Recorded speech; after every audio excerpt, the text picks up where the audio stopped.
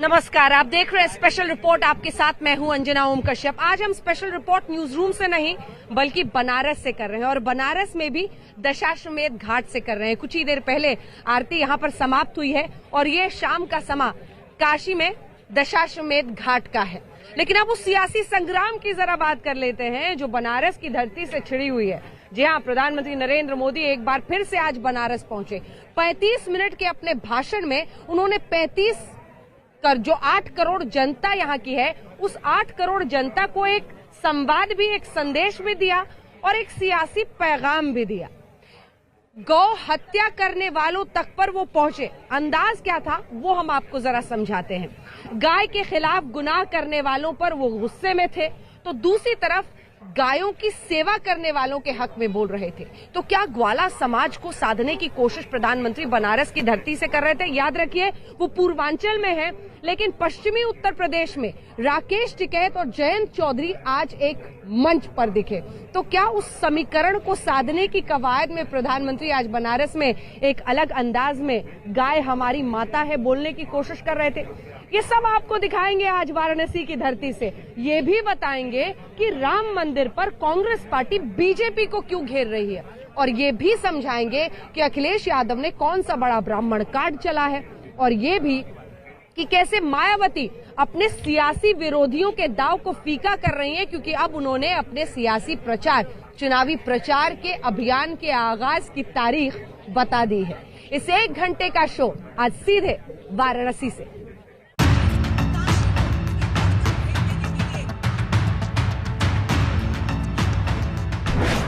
UP चुनाव में गाय की एंट्री हो गई है। गाय कुछ लोगों के लिए गुनाह हो सकती है, हमारे लिए गाय माता है। क्या गाय के बहाने यादव को चले लुभाने?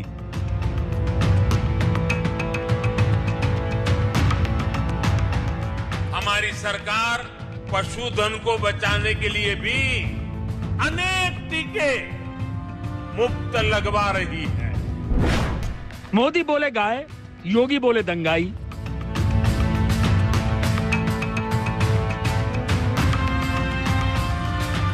कोई नौकरी निकलती थी तो महाभारत के सारे रिश्ते वसूली में निकल पड़ते थे। कहां चाचा, कहीं भतीजा, पर्व और त्योहार आते ही दंगे प्रारंभ हो जाते थे। आज आपने देखा होगा दंगाई प्रदेश के अंदर आज के दिन पर कहीं सिर नहीं उठा सकता। चुनाव की तैयारी किसकी आएगी बारी?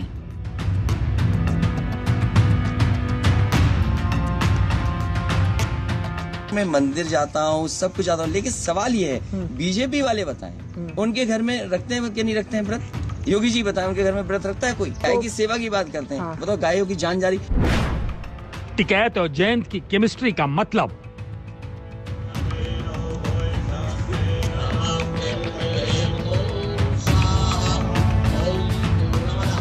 हमारा चुनाव से कोई मतलब नहीं, हम तो चुनाव तो बहुत दूर है। एक बात बताओ, अगर अमन कुंड पे कोई बैठा मिलेगा, बताओ कैसे हटा दे उसको? अमन में होती तो सभी देर है। यूपी का चुनावी दंगल किसका होगा मंगल?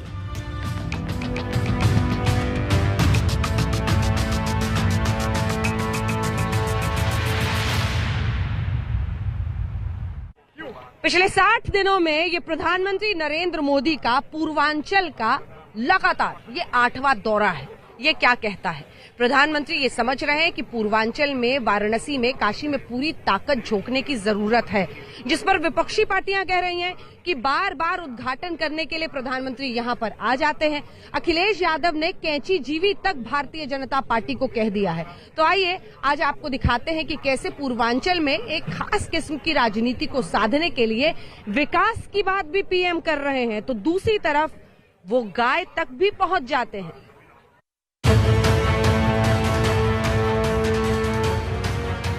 साथियों, अब मैदान छोटा पड़ गया है, जगह नहीं है।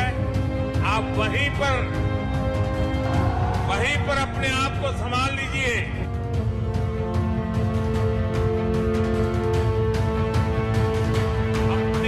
आज वाराणसी से प्रधानमंत्री नरेंद्र मोदी के 35 मिनट के भाषण को आप 4 वाक्यों में समझ सकते हैं। मोदी ने पशुपालन और डेयरी से जुड़ी योजनाओं के जरिए 4 संदेश दिए। इसे आप यूं समझिए। पहला संदेश, गोपालकों के नाम यानी यादव और पाल समाज। बनास डेयरी और पूर्वांचल के किसानों गोपालकों के बीच आज से एक नई साझेदारी शुरू हुई है। दूसरा संदेश, महिलाओं के नाम यानी यूपी की आधी आबादी। कि पशुपालन महिलाओं के आर्थिक उत्थान, उनकी उद्यमशीलता को आगे बढ़ाने का बहुत बड़ा जरिया है। तीसरा संदेश, किसान के नाम यानी यूपी के भाग्य विधाता। भारत के डेयरी प्रोडक्ट के पास विदेशों का बहुत बड़ा बाजार है, जिसमें आगे बढ़ने की बहुत सारी संभावनाएं हमारे पास है। चौथा संदेश, गोमाता का नाम यानी सॉफ्ट हिंदुत्व।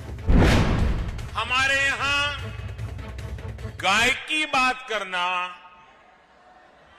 गोबर धन की बात करना, ऐसे हालात पैदा कर दिए हैं जैसे कोई गुनाह कर रहे हैं। अब प्रधानमंत्री के संदेश का संदर्भ समझिए। मोदी ने काशी की धरती से गोपालकों की बात की। वही गोपालक जो अखिलेश यादव का कोर वोट बैंक माना जाता है। उत्तर प्रदेश में कई जिले यादव बहुल हैं और जीत हार तय करते हैं। उत्तर प्रदेश में यादव बहुल जिले हैं इटावा, एटा, मैनपुरी, फिरोजाबाद, बदायूं, फैजाबाद, जौनपुर, संत कबीर नगर, बलिया और आजमगढ़। दरअसल बीजेपी के चुनावी शस्त्रागार में विपक्ष के खिलाफ सबसे अहम हथियार है पिछड़ी जाति का समर्थन। लेकिन अभी तक यादव जाति में बीजेपी बड़ी सेंध लगाने में नाकाम रही है। अगर 2017 विधानसभा चुनाव को देखें तो 47% पिछड़ी जाति का वोट बीजेपी को मिला, 29% समाजवादी पार्टी को, वहीं बीएसपी को सिर्फ 9% मिला था। अगर यादव वोट की बात करें तो 2017 में 68% यादव समाजवादी पार्टी के पक्ष में गए, जबकि बीजेपी के खाते में सिर्फ 10% वोट मिले। लेकिन 2019 आम चुनाव में बीजेपी को 24% यादवों का वोट मिला, जबकि अखिलेश को सिर्फ 30%। गैर यादव ओबीसी जातियों का सपोर्ट बीजेपी को मिला, लेकिन यादव वोटर की पहली पसंद अभी भी अखिलेश यादव है। गाय भैंस का मजाक उड़ाने वाले लोग ये भूल जाते हैं कि देश के 8 करोड़ परिवारों की आजीविका ऐसे ही पशुधन से चलती है। भारतीय जनता पार्टी की डबल इंजन की सरकार है। उनकी जिम्मेदारी बनती है कभी सभी नौजवानों के या जो समस्याएं उनके सामने आती हैं उनका समाधान करें और विश्वास पैदा करें। लोकतंत्र में विश्वास जरूरी है। वहीं प्रधानमंत्री ने महिलाओं से सीधा संवाद किया। यूपी चुनाव में महिलाएं बड़ा फैक्टर हैं। इसे यूं समझिए, उत्तर प्रदेश में 2012 के विधानसभा चुनाव में पहली बार महिलाओं का वोटिंग प्रतिशत पुरुषों से ज्यादा रहा था। तब समाजवादी पार्टी की सरकार बनी थी। वहीं 2017 और 2019 में बीजेपी को मिली प्रचंड जीत में महिलाओं का अहम रोल था। आज यूपी के लाखों लोगों को अपने घर के कानूनी दस्तावेज यानी गरौनी भी सौंपी गई है कि यूपी आज देश का सबसे अधिक दूध उत्पादक राज्य तो है ही, डेयरी सेक्टर के विस्तार में भी बहुत आगे है। वहीं विकास के साथ साथ गाय का जिक्र करके मोदी ने सॉफ्ट हिंदुत्व का कार्ड चला है। हमारे यहां गाय की बात करना, गोबर धन की बात करना, कुछ लोगों ने ऐसे हालात पैदा कर दिए हैं जैसे कोई गुनाह कर रहे हैं। यूपी चुनाव में गाय से पहले लाल टोपी से लेकर अब्बाजान की एंट्री हो चुकी है। आचार्य रजनीश एक बहुत अच्छे आधुनिक चर्चित दार्शनिक थे। उन्होंने एक बात कही थी कि समाजवाद जो नया समाजवाद है उन्होंने कहा था समाजवाद अमीरों को गरीब बनाता है, गरीबों को गुलाम बनाता है, बुद्धिजीवियों को बेवकूफ बनाता है, केवल अपने स्वार्थ के लिए अपने नेताओं को शक्तिशाली बनाता है। आज के युग का जो सबसे बड़ा अंधविश्वास है वह समाजवाद है और इसके कई बहुरूपिया ब्रांड है। बहुरूपिया ब्रांड, परिवारवादी समाजवाद, माफियावादी समाजवाद, अराजकतावादी समाजवाद, दंगावादी समाजवाद, आतंकवादी समाजवाद। अब ये सभी जो बहुरूपीय ब्रांड हैं, प्रदेश की जनता भी अब इस चीज को मानने लग गई है कि समाजवाद एक रेड अलर्ट है। उन्होंने न संविधान पढ़ा है, न संविधान के प्रेम्बल को पढ़ा है। हमारा संविधान के प्रेम्बल में शुरू में ये कहा गया कि हमारी सोशलिस्ट स्टेट होगी, भारत में जितने भी कार्यक्रम योजनाएं बनेंगी सोशलिस्ट बनेंगी। जो रामराज की बात करते हैं बिना समाजवाद के अधूरी हैं। जो रामराज की परिकल्पना है वो बिना समाजवाद के पूरे नहीं हो सकती। तैयारी इधर भी है और तैयारी उधर भी है, लेकिन बीच में है यूपी की जनता जो तय करेगी कि कौन बनेगा सियासत का सिकंदर। वाराणसी के इस पिंडरा क्षेत्र के लोगन के प्रणाम करत हैला।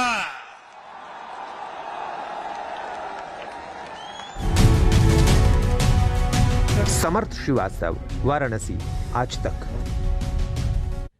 पूर्वांचल में प्रधानमंत्री नरेंद्र मोदी, योगी आदित्यनाथ अपनी पूरी ताकत झोंक रहे हैं, तो दूसरी तरफ पश्चिमी उत्तर प्रदेश में दो अनूठे लोग एक साथ आए हैं। क्या है इसके मायने, ये हम आपको रिपोर्ट में समझाएंगे, क्योंकि चौधरी चरण सिंह के 119वीं जयंती पर आज जयंत चौधरी और साथ में थे उनके राकेश टिकैत, एक मंच पर दोनों थे। तो क्या भारतीय जनता पार्टी के पास जो जाट वोट बैंक पिछले चुनाव में आ गया था, उसे वापस आरएलडी की तरफ लाने की सीढ़ी राकेश टिकैत बनेंगे? किसान आंदोलन तो खत्म हो गया है, लेकिन पश्चिमी उत्तर प्रदेश में राकेश टिकैत का खुलकर आरएलडी के साथ मंच पर आना क्या संकेत है बीजेपी के लिए? देखिए।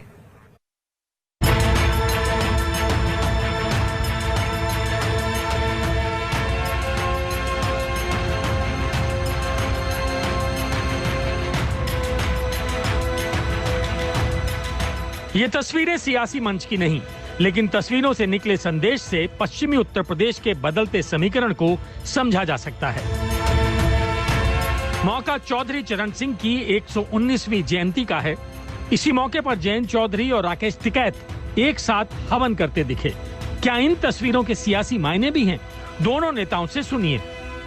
मैसेज ये कि ये वही लोग हैं, वही वर्ग हैं जिन्होंने चौधरी चरण सिंह जी के राजनीतिक एक विरासत को संभाला था और ताकत दी थी और धार दी थी किसान के राजनीति को, और आज वही समीकरण हम लोगों को बनाना है। अच्छा, किसान आंदोलन भी हुआ है, आज चौधरी राकेश टिकैत भी आपके साथ बैठे हुए थे और तमाम चीजें।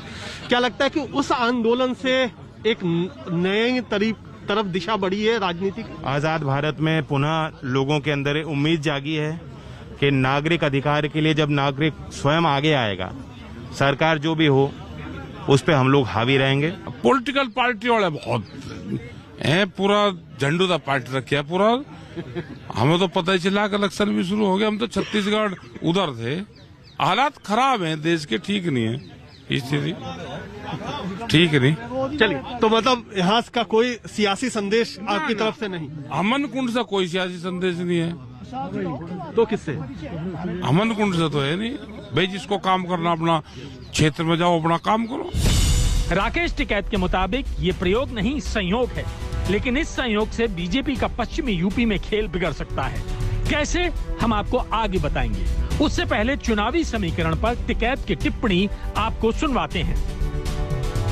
जयंत चौधरी, दोनों आप लोगों ने साथ में हवन किया है, इसका और कोई भी संकेत है? यहाँ तो बहुत लोग थे, हमन तो कोई भी कर लो। हमें तो यही आने का पता चला कि जयंत चौधरी भी आ रहे। चौधरी चरण सिंह तो सबके थे, वे किसी एक आदमी के तो थे नहीं। भाई चौधरी चरण सिंह जी को अगर ये मानने के वे जयंत चौधरी के थे तो अपने घर पर थे। ये तो यहाँ किसान घाट पे, तो किसान घाट सबका और चौधरी चरण सिंह भी सबके, यहाँ कोई भी आ सकता है। लेकिन वे भी तस्वीर जाती है उससे संदेश भी तो जाता है। और संदेश तो क्या पता भाई, कहीं का जहाँ संदेश का क्या पता। आना चाहिए, यहाँ सबको आना चाहिए। सब लोग थे, सब विचारधारा के लोग थे। ये किसान घाट भी है, आपने किसान आंदोलन भी चलाया। हाँ। तो कहीं ना कहीं ये जो है ये किसानों के बीच में संदेश देने की कोशिश, किसानों के बीच में संदेश देने की जरूरत है। चौधरी चरण सिंह जी सबके थे और किसान घाट भी हमारा ही है। और आज उनका जन्मदिन है तो सब लोग आओ यहाँ पे। चुनाव भी है, जो भी यहाँ पे आओ उनका सबका धन्यवाद। चुनाव भी आने वाला। हाँ, चुनाव तो, और देश में एक ही चीज पे तो काम चल रहा कि वोट कैसे मिलेगी, इसी पे ही काम चल रहा, सब इसी पे ही लग रहे। इधर टिकैत दिखे तो उधर वाराणसी की धरती से प्रधानमंत्री मोदी ने चौधरी चरण सिंह को नमन किया। आज देश के पूर्व प्रधानमंत्री चौधरी चरण सिंह जी की जन्म जयंती है। मैं उन्हें आदरपूर्वक श्रद्धांजलि देता हूं। उनकी स्मृति में देश किसान दिवस मना रहा है। दरअसल पश्चिमी यूपी की राजनीति में जाट बड़ा फैक्टर है। कहते हैं यहाँ जिसके साथ जाट उसकी ठाठ, वरना खड़ी हो जाएगी खाट। पश्चिमी यूपी में बीजेपी को रोकने के लिए किसान आंदोलन के बहाने ही जयंत चौधरी ने सियासी जड़ें दोबारा जमाने की कोशिश की है। ये पहली बार है कि रालोद के पास लोकसभा और यूपी विधानसभा में एक भी सीट नहीं है। ऐसे में भारतीय किसान यूनियन से अपनी अदावत भुलाकर जयंत चौधरी अपना सियासी भविष्य देख रहे हैं। और तो और इस बार पश्चिमी यूपी में अखिलेश और जयंत चौधरी की जोड़ी बीजेपी को रोकने निकली है। सब जानते हो कि जब सरकार तभी झुकी जब उन्हें वोट का डर सता रहा था। तो वोट से ही जो है जनता में जो हम परिवर्तन लाना चाहते हैं सत्ता में, वो संभव हो पाएगा। इसलिए जनता से मैं उम्मीद करता हूं कि राजनीतिक अपनी ताकत को समझे और उसे मजबूत कराएं। अच्छा, एक आखिरी सवाल, क्योंकि बात कई बार होती है कि गठबंधन है लेकिन अभी तक सीटों की घोषणा नहीं हुई है। कितनी सीट पे आप लड़ेंगे, कितने पे समाजवादी पार्टी लड़ेगी, क्या इसकी घोषणा जल्दी हम उम्मीद करें? सीटों का कोई बंटवारा नहीं होता, सीटों पे संयुक्त लड़ाई होती है, साझी लड़ाई है। 403 पे रहेगी। 2019 में एसपी, बीएसपी और आरएलडी गठबंधन भी बीजेपी को रोकने में नाकाम रहा क्योंकि जाट वोटरों ने मोदी के चेहरे पर मोहर लगाई थी। अब सवाल है इस बार जाट किधर जाएगा? हमने इस सरकार को बनाने में सबसे ज्यादा सहयोग करा। हमने कभी भी राजनीतिक जो चोला है वो उतार कर हमने भाजपा को समर्थन किया, तो हमारे लिए सबसे नुकसान की साबित हुई। तो हम तो यही कहे भाई, हमने अभी बड़ी भूल करी कि भाई 3 इलेक्शनों में 2 लोकसभा के और 1 विधानसभा का उत्तर प्रदेश का, उसमें हमने भाजपा को समर्थन दिया। इनके जो वे थे, एक प्रधानमंत्री जी के अच्छे वादे थे, एक बार हम ये करेंगे वो करेंगे।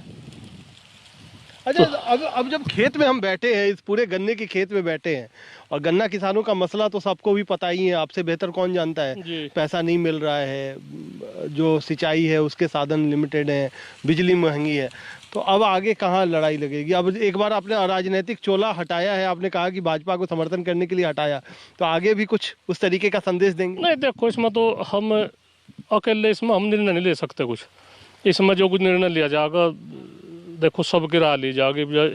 ये छोटा संगठन तो रहा नहीं, ये आंदोलन, ये मोर्चा है, बहुत बड़ा मोर्चा। उनकी सुलह मशवरा ली जाएगी, भाई क्या करना चाहे इसमें, किस सरकार किस पार्टी को समर्थन करे या ना करे, या जनता पे छोड़ दे। जनता की जो जनता चुनेगी उनके अधिकार का हम वो नहीं वो करते, हनन नहीं करते। जिस तरह से भी जनता चुना उन्हें अपना राइट है। हम तो यही कहे, हमारा तो ये संगठन बना रहे, बस सबसे बड़ी यही बात है। हम किसी उसमें ज्यादा नहीं हस्तक्षेप करते। आज अलीगढ़ में समाजवादी पार्टी और आरएलडी की ज्वाइंट रैली भी हुई। माना जा रहा है कि 2022 में गन्ना किसानों की नाराजगी और राकेश टिकैत का चेहरा बीजेपी को महंगा पड़ सकता है। यही वजह है कि बीजेपी ने डैमेज कंट्रोल के लिए पूरी ताकत झोंक दी है। लेकिन सवाल यही है कि जाट 2022 में क्या करेगा? ब्यूरो रिपोर्ट, आज तक। 2022 के चुनावी रण में तमाम पार्टियां अपनी पूरी ताकत झोंक रहे हैं, क्या बीजेपी, क्या समाजवादी पार्टी, क्या कांग्रेस पार्टी। लेकिन सब ये पूछ रहे हैं कि मायावती कहां है। जी हां, बीएसपी की मायावती इस बार चुनावी रण में आखिर कौन सी रणनीति के साथ आने वाली है, इसको लेकर तमाम तरफ प्रश्न चिन्ह है। आज एक प्रेस कॉन्फ्रेंस किया बीएसपी सुप्रीमो मायावती ने, और उन्होंने कहा कि इस बार ना आएगी बीजेपी की सरकार, ना आएगी समाजवादी पार्टी की सरकार, इस बार पूर्ण बहुमत से आएगी बीएसपी की सरकार। क्यों कह रही है मायावती ये, उनकी क्या है रणनीति, इस रिपोर्ट में समझिए।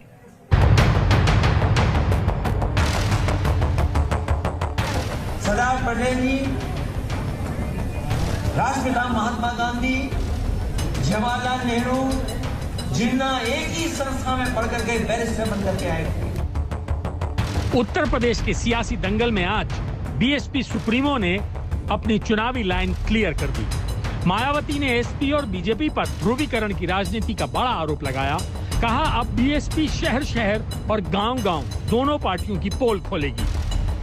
बीजेपी, सपा व अन्य विरोधी पार्टियां भी अपनी अपनी कमियों पर पर्दा डालने के लिए जो ये इस चुनाव को हिंदू मुस्लिम रंग देने में पूरे जी जान से लगी हैं, तो उससे भी पार्टी के लोगों को शहर शहर व गांव गांव में जाकर अभी से ही सावधान करने का भी कार्य शुरू कर देना है। बीएसपी सुप्रीमो ने आज संगठन की बड़ी बैठक की। मीटिंग में अपने कैडर को चुनावी जीत का मंत्र दिया। दावा यही है कि 2022 में ठीक वैसी ही जीत मिलेगी जैसी 2007 में मिली थी। जो भी विरोधी पार्टी यहाँ सत्ता में आसीन रही है और भाजपा अभी भी सत्ता में आसीन है, तो इनकी सरकार की रही आम जन विरोधी नीतियों के बारे में बताने के साथ साथ बीएसपी सरकार की रही जनहितैषी नीतियों के बारे में भी पार्टी को प्रदेश की जनता को जरूर बताना है, ताकि यहाँ फिर से सन 2007 की तरह ही पुनः अपनी पूर्ण बहुमत की सर्वजन हिताय व सर्वजन सुखाय की नीतियों पर आधारित सरकार बन सके। वैसे इस मामले में अब तक मायावती ने अपना चुनावी अभियान शुरू नहीं किया है, लेकिन 300 पार का नारा बुलंद करने वाली बीजेपी पर सीधा अटैक किया। मुझे बताइए, इस बार 300 पार की लड़ाई लड़ेंगे क्या? अरे ऐसे आवाज आता है निषादों का भाई, जरा जोर से बोलिए, 300 पार की लड़ाई लड़ेंगे क्या? जोर से बोलिए, 300 पार की लड़ाई लड़ेंगे क्या? सपा बसपा का सुपड़ा साफ करेंगे क्या? कांग्रेस को यूपी के अंदर अकाउंट न खुले ऐसी स्थिति में लाएंगे क्या? बीजेपी का ये कहना कि इस बार चुनाव में बीजेपी 300 से ज्यादा सीटें जीतने वाली है, तो इसमें अभी कोई ज्यादा दम हमें नजर नहीं आता है। वरना फिर ये पार्टी चुनाव होने से कुछ समय पहले यहाँ आए दिन ताबड़तोड़ असंख्य घोषणाएं, शिलान्यास एवं अधकच्चे कार्यों के उद्घाटन व लोकार्पण आदि नहीं करती। साथ ही ये पार्टी अपने केंद्रीय नेताओं व केंद्र सरकार के वरिष्ठ मंत्रियों को भी अब यहाँ थोक में नहीं भेजती। इनके साथ साथ यूपी सरकार के मुख्यमंत्री एवं मंत्रियों व पार्टी के वरिष्ठ नेताओं को भी एक एक जिले में फिर कई बार नहीं जाना पड़ता, तथा न ही इनको चुनाव घोषित होने से कुछ समय पहले यहाँ प्रदेश की जनता को व छात्रों आदि। प्रधानमंत्री वाराणसी में रहे और आज उनका ये दौरा था जिसमें दुग्ध क्रांति की वो बात कर रहे थे, और इसीलिए वाराणसी से आज आप स्पेशल रिपोर्ट का ये स्पेशल एपिसोड देख रहे हैं। लेकिन इसी उत्तर प्रदेश की चुनावी सियासत में एक बड़ा इल्जाम भारतीय जनता पार्टी और योगी सरकार पर लग रहा है वाया अयोध्या। आइए आपको दिखाते हैं क्या है यूपी के अयोध्या में ये नया जमीन घोटाला।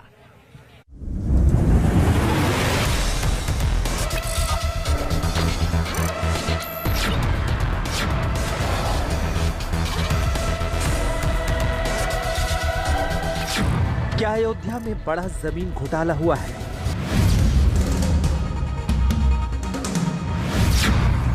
क्या अयोध्या में अधिकारियों ने फर्जीवाड़े से जमीन खरीदी।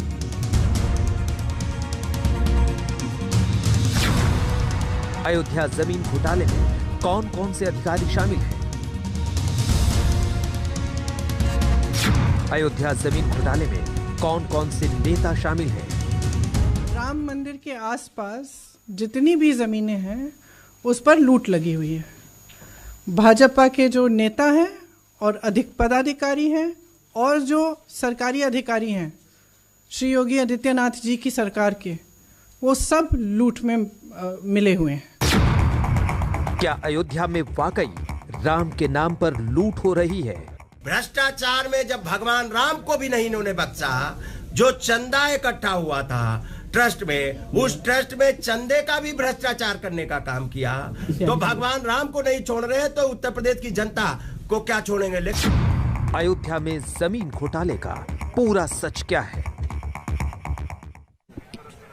वाराणसी से आज आप स्पेशल रिपोर्ट देख रहे हैं, लेकिन बात जरा उत्तर प्रदेश की सियासत की हो रही है, तो आइए आपको लिए चलते हैं वाराणसी से अयोध्या के उस पूरे चुनावी भूचाल पर जो अयोध्या में राम मंदिर निर्माण के फैसले के बाद आ गया है।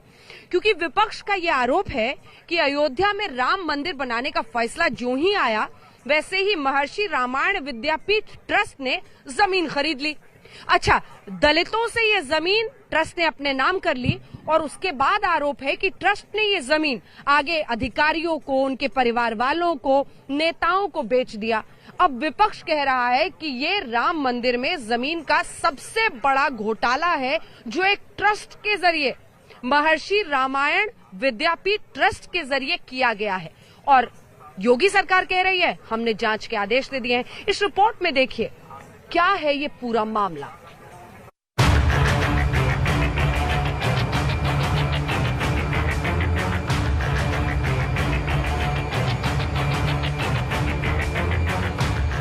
अयोध्या में भव्य और दिव्य राम मंदिर निर्माण की तैयारियां जोर शोर से चल रही हैं। राज्य सरकार और केंद्र सरकार की निगरानी में मंदिर निर्माण का काम चल रहा है, लेकिन इस बीच अयोध्या में सबसे बड़े जमीन घोटाले का आरोप भी लग रहा है।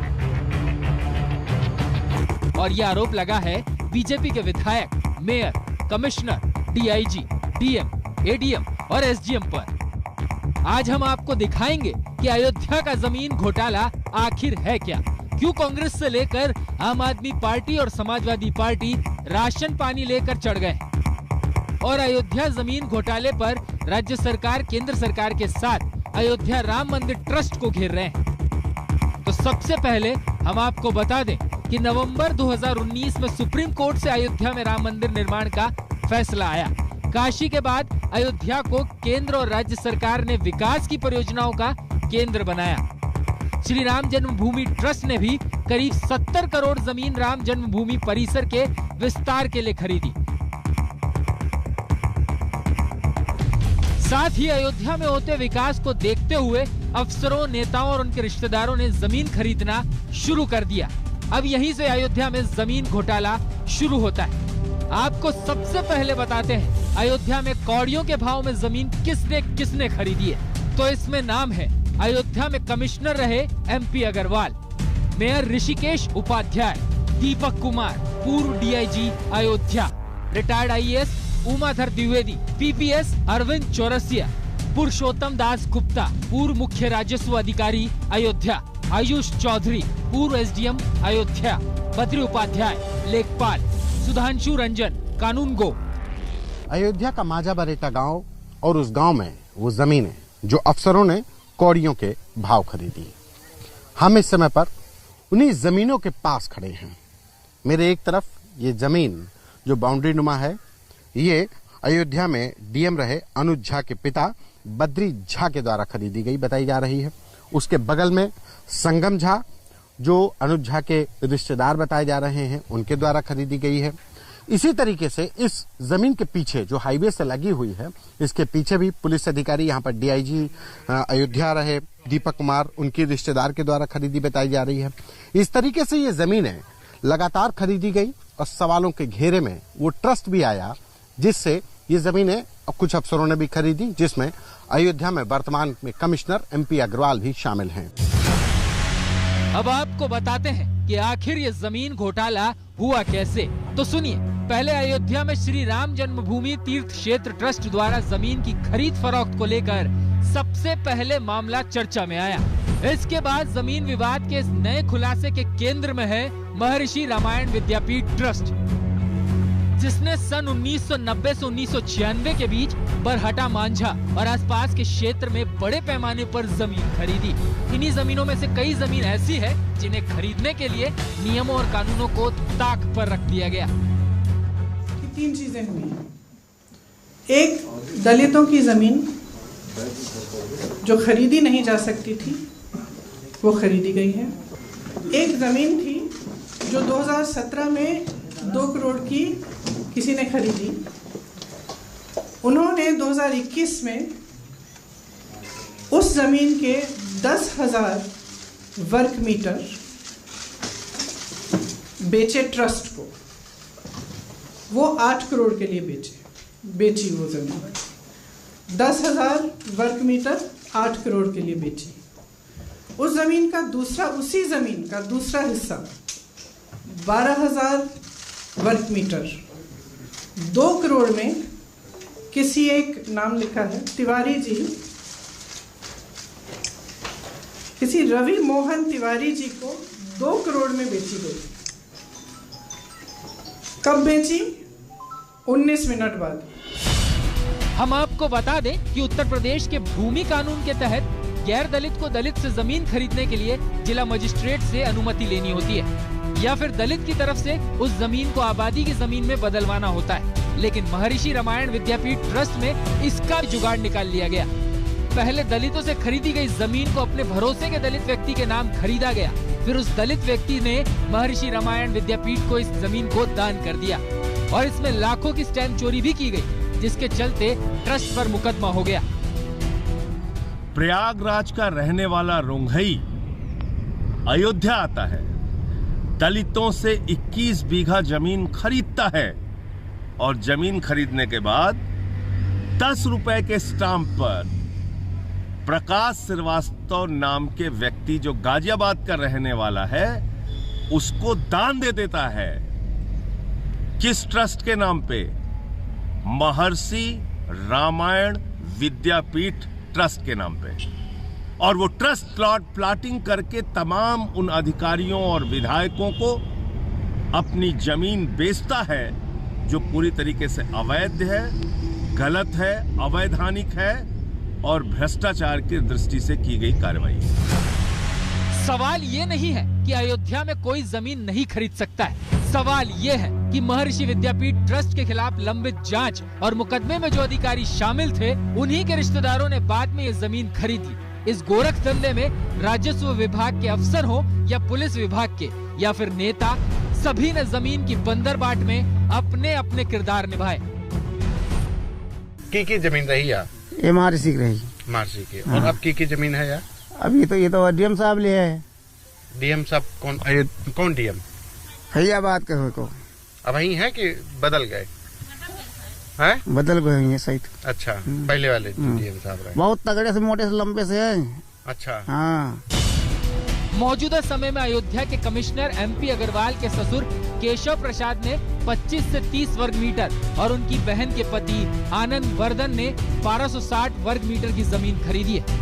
इसके अलावा महर्षि विद्यापीठ ट्रस्ट से मुख्य राजस्व अधिकारी पुरुषोत्तम दास गुप्ता के साले अतुल गुप्ता की पत्नी तृप्ति गुप्ता ने जमीन खरीदी है। इसी तरह डीआईजी दीपक कुमार की साली महिमा ठाकुर के नाम से जमीन खरीदी गई है। अयोध्या से एसडीएम और अतिरिक्त मजिस्ट्रेट आयुष चौधरी की चचेरी बहन शोभिता रानी के नाम से भी जमीन खरीदी गई है। यही नहीं, इलाहाबाद के कमिश्नर रहे उमाधर द्विवेदी ने भी जमीन खरीदी है। इस पूरे मामले में सत्ता पक्ष के नेता भी पीछे नहीं रहे। फर्जी मार्कशीट मामले में जेल में बंद अयोध्या जेल के गोसाईगंज से विधायक इंद्र प्रताप तिवारी उर्फ खब्बू तिवारी ने भी अपने बहनोई राजेश मिश्रा के नाम से जमीन खरीदी। ये सारी जमीन महर्षि विद्यापीठ ट्रस्ट से जुड़ी है। और सबसे बड़ा सवाल ये है कि जिस जमीन खरीद फरोख्त को लेकर महर्षि विद्यापीठ ट्रस्ट कटघरे में है, उसी से अधिकारियों और नेताओं के परिजनों ने कैसे जमीन खरीदी। संतोष शर्मा, अयोध्या, आज तक। डीएम, कमिश्नर, लेखपाल, बताया जा रहा है कि अयोध्या में राम मंदिर के फैसले के आने के बाद जो जमीन पर लूट मची उसमें ये सब शामिल है। जी हां, इस पद के अधिकारी इस जमीन लूट में शामिल है, ऐसा आरोप लग रहा है, क्योंकि महर्षि रामायण विद्यापीठ ट्रस्ट में जो जमीन ली गई उसके बाद ऐसे ही अधिकारियों को बेची गई। आरोप यह है कि अयोध्या में अगस्त तक डीएम रहे अनुज झा के पिता ने यहां पर जमीन ली थी और इसी वजह से डीएम अनुज झा पर यह संगीन इल्जाम लग रहा है कि एक तो वो इस ट्रस्ट की जांच में शामिल थे और दूसरी तरफ राम मंदिर के इतने करीब उन्हीं के पिता ने जमीन ली है। क्या है ये घोटाला? अयोध्या में राम मंदिर के पास जमीन खरीदने वालों में जो नाम इस वक्त सबसे ज्यादा चर्चा में है वो है अयोध्या के डीएम रहे अनुज कुमार झा का। कहा जा रहा है कि अनुज कुमार झा के पिता ने यहां 28 मई 2020 को जमीन खरीदी है। आज एक और खुलासा हुआ है कि तत्कालीन जिलाधिकारी अयोध्या अनुज झा के पिता बद्री झा ने भी अयोध्या में जमीन खरीदी है। तो अयोध्या के कमिश्नर के परिवार वाले जमीन खरीदते हैं, अयोध्या के डीएम के पिता जमीन खरीदते हैं, अयोध्या के तमाम अधिकारियों के रिश्तेदार जमीन खरीदते हैं, भारतीय जनता पार्टी के विधायक जमीन खरीदते हैं, भारतीय जनता पार्टी के मेयर जमीन खरीदते हैं। तो जमीन के नाम पे जो जालसाजी चल रही है, जो भ्रष्टाचार चल रहा है, जो चंदा चोरी का खेल अयोध्या में चल रहा है, मैं बार बार कह रहा हूं, प्रभु श्री राम का मंदिर अगर बनवाना है तो उसमें चंदा चोरी और भ्रष्टाचार नहीं होना चाहिए।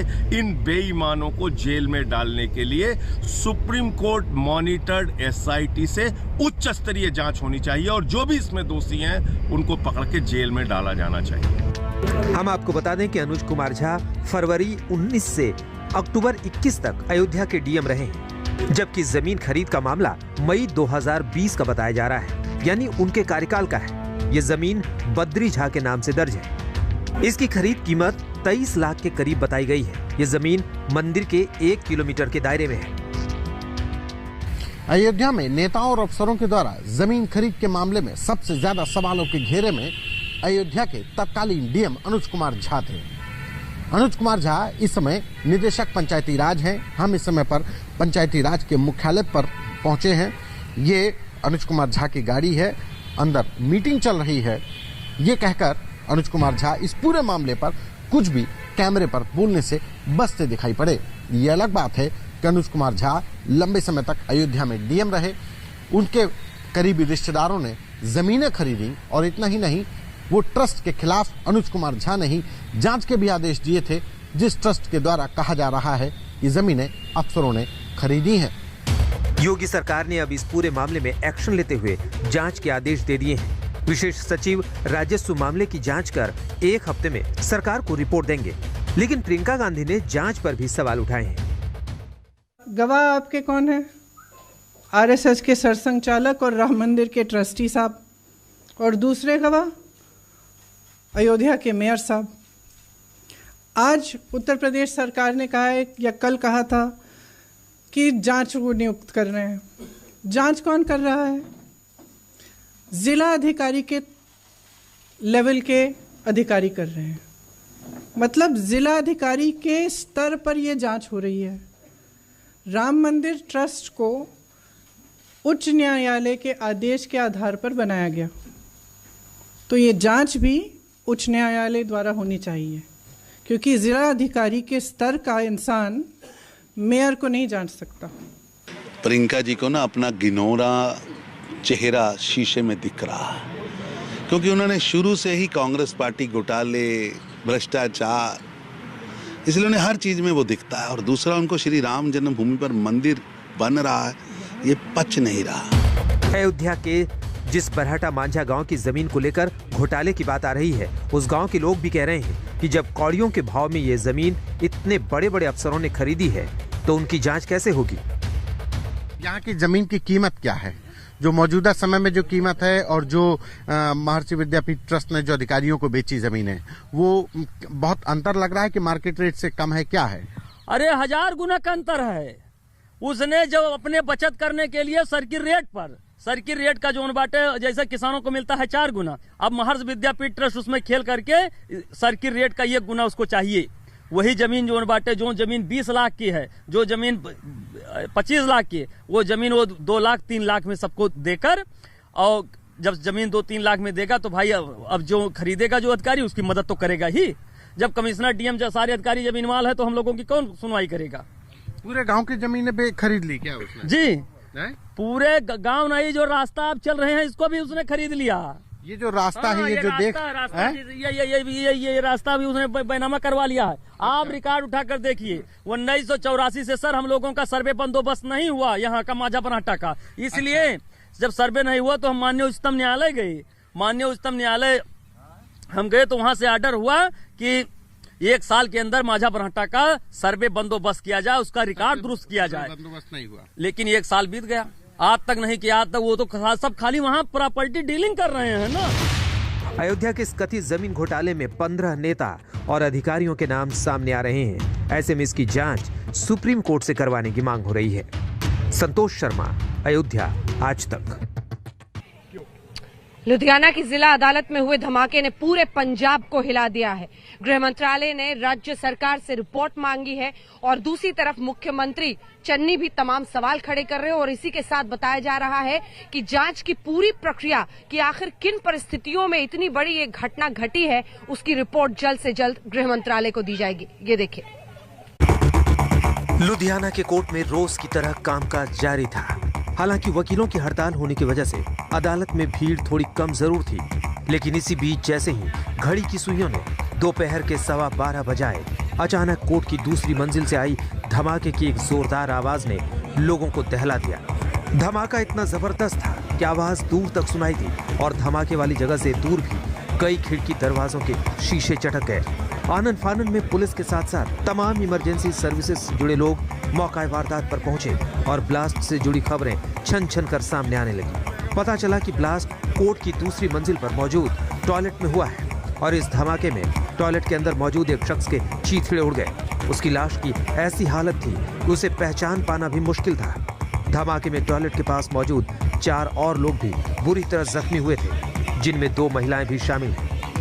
ये धमाका कैसे हुआ, इसके पीछे क्या साजिश थी, धमाके में किस तरह के विस्फोटक का इस्तेमाल किया गया, ये सारी बातें तो फिलहाल साफ नहीं है। सत्येंद्र चौहान, लुधियाना, आज तक। तो वाराणसी से स्पेशल रिपोर्ट में इतना ही, लेकिन देश दुनिया की बाकी खबरों के लिए आप देखते रहिए आज तक। आज तक, बेमिसाल 20 साल।